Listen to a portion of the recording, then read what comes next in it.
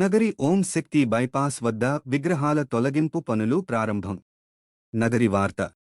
నగరి పట్టణంలోని ఓం శక్తి బైపాస్ వద్ద జాతీయ రహదారిని ఆనుకుని ఉన్న మాజీ ముఖ్యమంత్రి వైఎస్ రాజశేఖర్ రెడ్డి విగ్రహం అలాగే డాక్టర్ బిఆర్ అంబేద్కర్ విగ్రహంలను జాతీయ రహదారుల విస్తరణ పనుల నేపథ్యంలో తొలగించే కార్యక్రమం మంగళవారం ఉదయం ప్రారంభమైంది.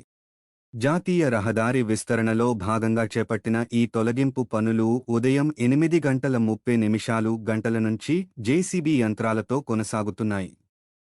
ఎలాంటి అవాంఛనీయ సంఘటనలు జరగకుండా ముందస్తు జాగ్రత్తలు తీసుకున్న అధికారులు ప్రాంతంలో భారీ బందోబస్తు ఏర్పాటు చేశారు. ఈ కార్యక్రమాన్ని పర్యవేక్షించేందుకు స్థానిక తహసీల్దార్తో పాటు పోలీస్ శాఖ నుంచి సీఐ స్థాయి అధికారులు రంగంలోకి దిగారు. విగ్రహాల తొలగింపు సందర్భంగా శాంతి భద్రతలకు విఘాతం కలగకుండా పోలీస్ సిబ్బంది అప్రమత్తంగా విధులు నిర్వహిస్తున్నారు.